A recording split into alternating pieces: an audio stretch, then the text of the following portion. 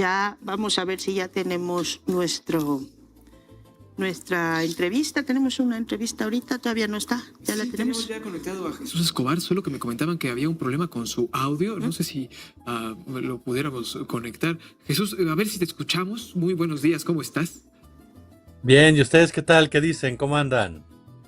Bien, Jesús, yo acá con un poquito regreso, estaba en Colombia muy feliz y los cambios con los aviones y los aires acondicionados me generan de pronto que se me va la voz, pero en general bastante bien también.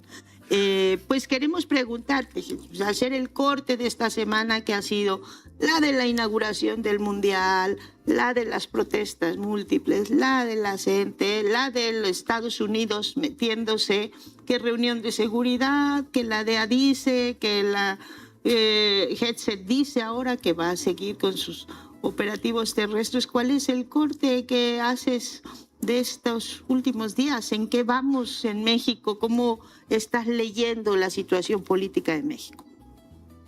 Fíjate, querida Daniela, querido Arturo, a mí me parece que estamos en dos escenarios y que esta encuesta de las Eras Temotecnia, que como bien dices, Daniela, es una encuestadora muy seria, tiene una metodología muy confiable, junto con otras dos o tres, particularmente en México, que nos permiten entender muchas veces los números, a pesar de que sí, ellos mismos lo han dicho, tanto Rodrigo como Buendía, como cada uno de los involucrados en ellas, el propio Roy Campos han dicho, son fotografías del momento, instantáneas, pero nos ayudan precisamente a entender estos cortes de caja que se vienen dando a raíz de varios sucesos que se van incrementando conforme se van presentando, porque a final de cuentas una cosa va con la otra y lo definías muy bien.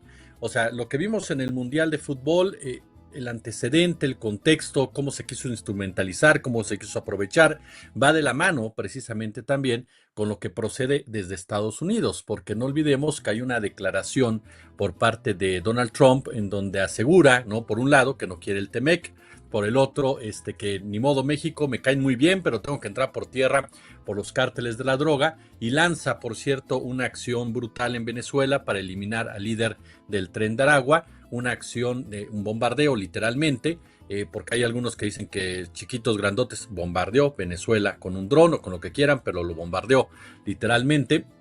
Y hay voces que comienzan al interior del gobierno de Donald Trump a lanzar o a filtrar a medios de comunicación, tanto mexicanos como estadounidenses, el hecho de que eso es lo que va a pasar con América Latina, ¿no? Escuchábamos a la Sarina antidrogas hace unos cuantos días también hablar de que van a venir por todos los narcopolíticos, que van a venir por todos los narcos y que si México no coopera, pues va a tener muchos problemas al respecto. Una entrevista que aun y cuando varios medios de derecha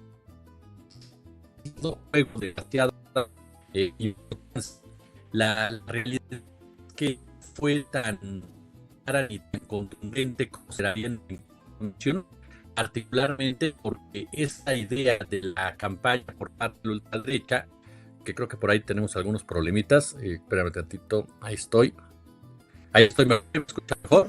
Sí, te empezaste a medio cortar, pero ya te escuchamos bien. Más bien creo que ahora ya se cortó completamente. Más bien creo que ahora sí ya se nos está pasmando completamente. A ver si le mando un mensajito para ver si lo puede solucionar de alguna manera, cambiar su conexión o algo así. Justamente para que siga con este análisis que nos estaba haciendo sobre las relaciones que se mantienen entre México y Estados Unidos, ¿no? Esta doble vara que pareciera existir entre que de repente algunos agentes de Estados Unidos dicen, ay, muy bien, la cooperación con México, y por el otro lado dicen, bueno, vamos a lanzar acciones unilaterales en contra de lo que nosotros consideramos narcotráfico. Jesús, que te perdimos, pero creo que ya regresaste. Sí, y te escuchaba atentamente, que Arturo, es muy cierto, y eso parte de lo que comentábamos con esta persona, con esta Sarina, con el anuncio de Donald Trump de que quiere colocar al fiscal de Nueva York ahora al frente de ciertas responsabilidades, y las declaraciones que hemos oído desde un principio del gobierno de Donald Trump, tanto de Terry Cole en la DEA, como por supuesto también el caso de esta se me escapa de Kristi Noem cuando estaba al frente de la Secretaría de Seguridad Nacional, la propia ex fiscal de los Estados Unidos, quienes, y sin dejar de lado al propio Donald Trump, al propio Pete Hegseth, quienes muestran una profunda hipocresía, en pocas palabras, porque ellos lanzan estas campañas de narcocandidato, de narcocandidata, de narcopresidente, de narcopresidenta, y sin embargo, perdón, en el Mundial acabamos de ver sentado en un palco de honor, quitado de la pena, disfrutando alegremente del partido de su selección, al señor Daniel Noboa, que está confirmado que es un narcopresidente. O sea, que es un tipo cuyas empresas están vinculadas al tráfico de cocaína. Entonces, ¿de qué se trata esto? Ya hemos hablado mucho de Juan Orlando Hernández. Y esto se debe a que a final de cuentas aquí lo que importa no es la droga, ya lo hemos dicho, es una cuestión de soberanismo, es quién se agacha y quién no se agacha frente a los Estados Unidos. Y eso va en el globo, eso es lo más interesante de todo esto, va enmarcado en una campaña que se lanza desde Estados Unidos, se replica en México, empezando por las redes sociales, en donde se invierte muchísimo dinero, particularmente en dos, lo que es Facebook y lo que es X, se mete mucho dinero ahí. Después se toma en las mesas de análisis de nuestro país, se lleva a los noticieros y comienzan entonces a ubicarlo como un tema preponderante. La presidenta está defendiendo a narcotraficantes, la presidenta está defendiendo a narcopolíticos, la presidenta no tiene control del país, el país es un caos, el mundial se avecina y no se va a jugar, va a pasar cualquier cosa, la presidenta tiene miedo y entonces no va al Estadio Azteca, ¿no? ¿Por qué? Porque le teme al abucheo, entonces tenemos que lanzar a nuestra carta fuerte, que es Ricardo Salinas Pliego, a que se presente y tómala, le metiste millones y millones y millones de dólares y todo se te cae cuando un ciudadano con un celular en la mano, ¿no?, le lanza un apodo que queda para la posteridad al dueño de Grupo Salinas. En ese momento se cae toda la campaña literalmente y se coloca a la presidenta de la República en una posición positiva porque ella sí se reunió con el pueblo, ella sí vio el partido de fútbol con el pueblo y todo lo que se dijo alrededor de la misma, todo lo que se comentó hasta el cansancio, todo lo que se pagó literalmente para propagarlo, pues no tiene ningún solo efecto porque un solo ciudadano, uno solo, les dio en la torre literalmente con esa frase. Entonces ahí es muy importante, me parece, diferenciar esto que planteaban. Por un lado, no, lo que dicen estas encuestas, cuando una presidenta tiene un apoyo popular tan grande, no es un apoyo falso, no es un apoyo instrumentado, no es un apoyo fabricado, es un apoyo orgánico. Y por eso es que los planes de la ultraderecha en México no alcanzan precisamente a responder o no alcanzan a dañar ese tipo de imagen, porque uno, la gente ya sabe quiénes son, la gente ya sabe quién es Salinas Pliego, por eso le dijo lo que le dijo este ciudadano, porque lo ve como alguien que es entreguista, alguien que está vinculado con Trump. La gente ya sabe quién es Alito Moreno, que no tiene ningún empacho en gastarse cientos de miles de pesos, salir al estadio, al llevar a toda la familia. La gente ya sabe quién es Xochitl Gálvez, que un día dice que es injusto que se pague tanto y no por un boleto y ella va y lo paga. La gente ya sabe quién es Alessandra Rojo de la Vega, que habla de igualdad, que habla de equidad, que habla de un combate a la pobreza y se va y se sienta en la primera fila y solita está mormiendo un pañuelito que fue pedido directamente de Salinas Pliego. Y la gente ya sabe quién es Estados Unidos. Las declaraciones por parte de estos personajes lo único que hacen es incrementar un apoyo a la presidenta. ¿Por qué?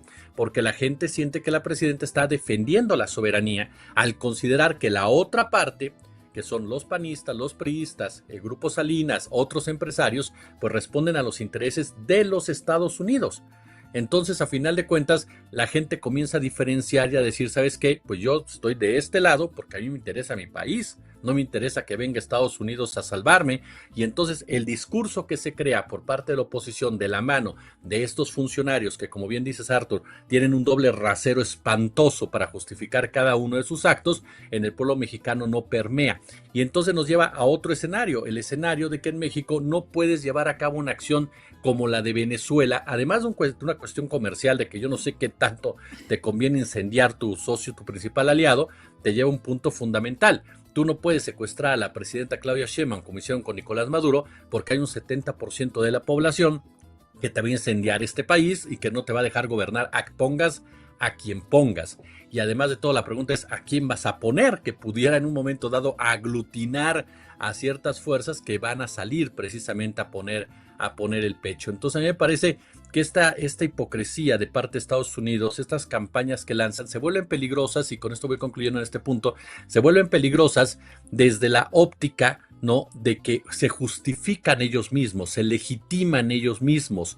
Muchas veces Estados Unidos no le habla a los pueblos que va a atacar, ni siquiera le habla a su propio pueblo, se justifica ellos, su propia autoridad para poder actuar de esta manera, de esta forma. Lo vemos en Venezuela, han volado barcos y barcos, bueno, lanchas y lanchas y lanchas, que no sabemos de quiénes eran, que la mayoría eran de pescadores, porque por ahí no pasa la droga, así de sencillo. Entonces, en el 95% de las lanchas no eran narcotraficantes, porque insisto, no pasa la droga por ahí. Entonces estás volando civiles y estás diciendo que estás atacando el narco, y eso te permite a ti justificarte. Atacaste al Tren de Aragua, qué bueno, desintegren al Tren de Aragua. La pregunta es si el Tren de Aragua realmente está desintegrado después de haber bombardeado Venezuela.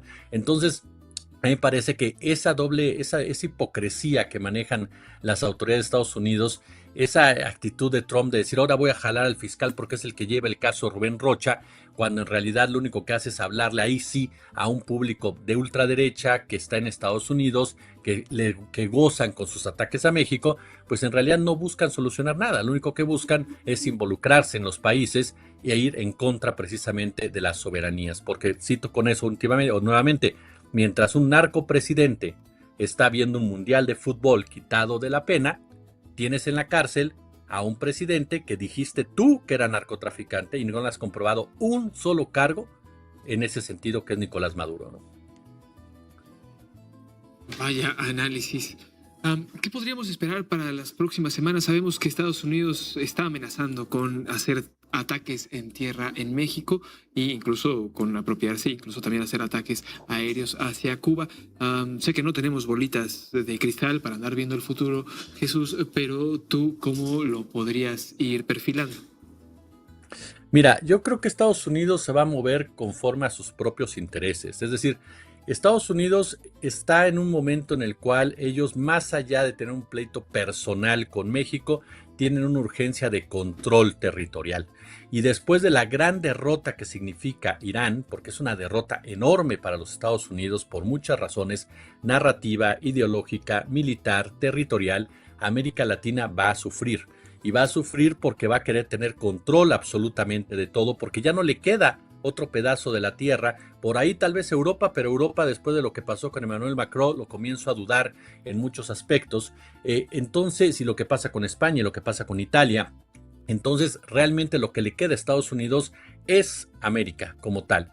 Es América rico en recursos naturales, rico en minerales, rico en todos esos insumos que necesita para ir dejando la dependencia en China para la producción de los semiconductores, que es lo que va a marcar definitivamente la economía durante todo este siglo. Entonces me parece que Estados Unidos se va a volcar con mayor fuerza en contra de México, de Colombia, de Brasil, y creo que la elección, ahorita que bien nos comentaba querida Dani, la elección de Colombia es clave en mucho del futuro de América Latina. Si este hombre, que a mí me tiene impresionado de verdad, entiendo la geopolítica en Colombia, entiendo el tema de la ultraderecha colombiana, su poder como tal, del uribismo y demás, pero me sigue impresionando que un abogado de gángsters, que los propios gángsters lo han acusado de ser un corrupto, pueda llegar a ser presidente de un país, ¿no? Como este señor que aparte tiene este apodo, sinceramente, para mí hasta risible y ridículo, como es el del tigre, ¿no? O sea, me parece sinceramente que ese es el punto más claro. Si este hombre, este señor de Espriella, llega a la presidencia de Colombia